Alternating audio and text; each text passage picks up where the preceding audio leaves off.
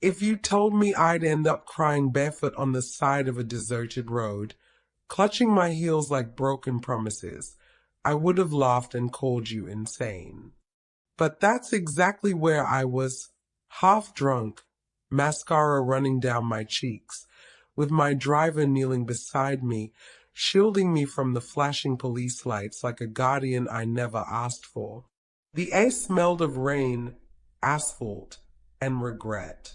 That night, the powerful CEO everyone feared had vanished, and all that was left was me, Vanessa Cole, a woman on the edge.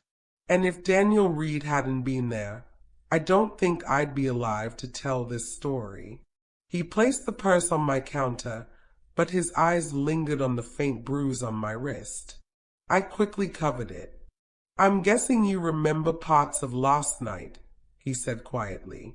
"Enough to know I owe you an apology," I muttered. He shook his head. "You don't owe me that. You just need to be careful." His tone wasn't disrespectful, it was protective, like someone who'd seen too many bad nights before. "What happened, exactly?" I asked.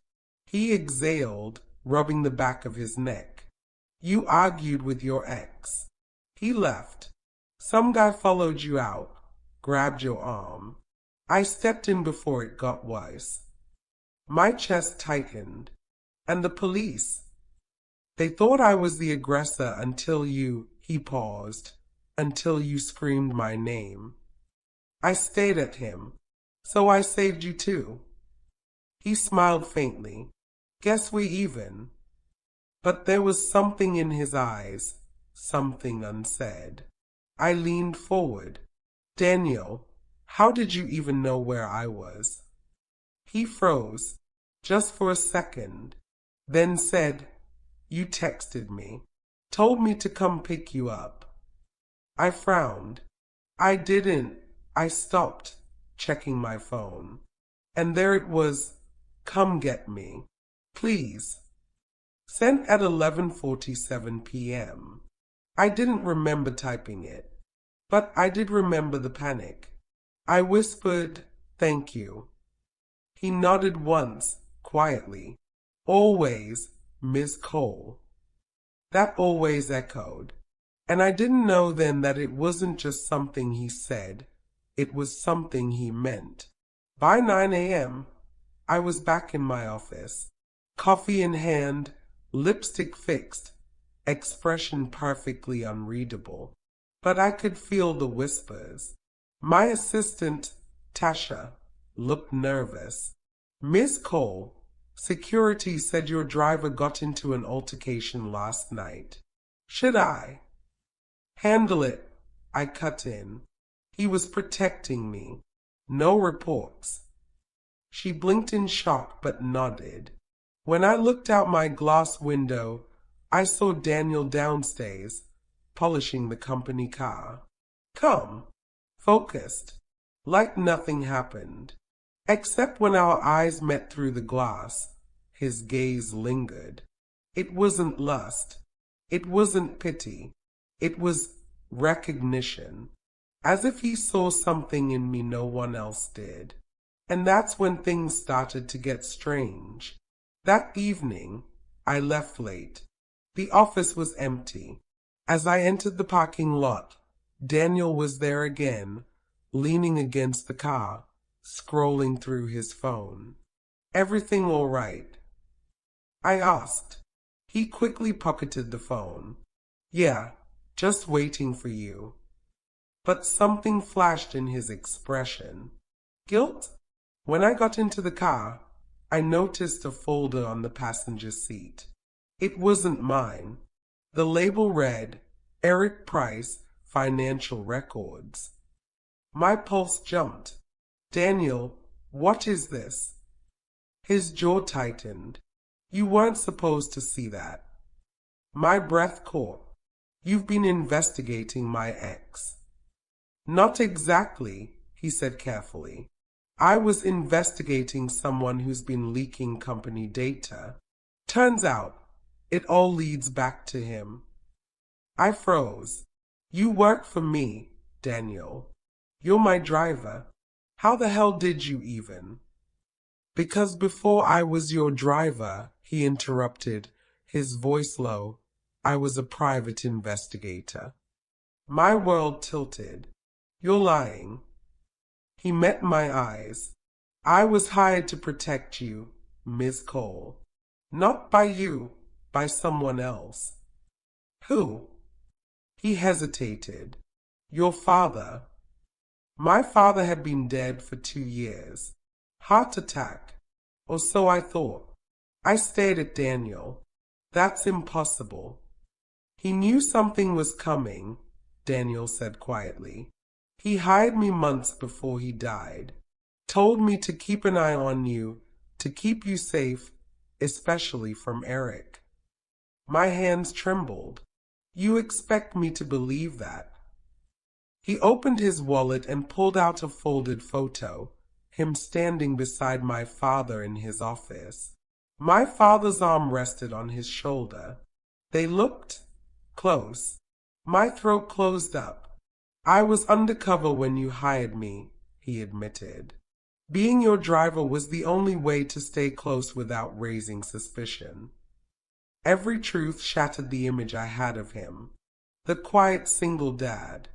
The man who never spoke. Why now? I whispered. Because the man who attacked you last night wasn't random, he said. He was one of Eric's men. The room spun. Eric's laundering money through shell companies under your firm's name. He wanted to silence you before the audit next month. My knees went weak. Oh my God. And then he said the one thing that made my blood freeze. He's not working alone, Vanessa. Someone inside your company is helping him. That night, I couldn't sleep. I kept replaying Daniel's words. My father's secret. The ambush at the bar. Was everything connected? At dawn, I made a decision. If Eric was setting me up, I'd turn the tables. Daniel, I said the next morning as he drove, we're going to play a little game. He glanced at me. You're not going to the police yet. Not until I know who's feeding him information. So we staged it. A fake board meeting. A fake contract transfer. I leaked just enough data to bait them all. And that night, the trap was sprung. Daniel tracked the leak to my assistant, Tasha, the sweet, nervous girl I'd trusted for 3 years. When I confronted her, she broke. I didn't mean to hurt you, Miss Cole, she sobbed. Eric said he'd ruin my family if I didn't help him. I almost pitied her.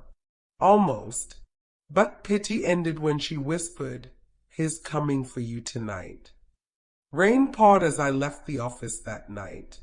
The streets were empty, my heels echoing on the pavement. Then, headlights. A black SUV swerved toward me.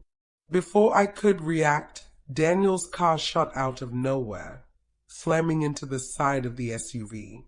Metal screamed. I fell to the ground as Daniel jumped out, pulling me behind him.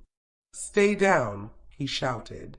The men from the SUV stumbled out. One of them was Eric. Even soaked and furious, he looked smug. "You think you can expose me, Vanessa," he sneered. "You've got nothing." Daniel moved forward. "She's got enough." Eric smiled. "You again?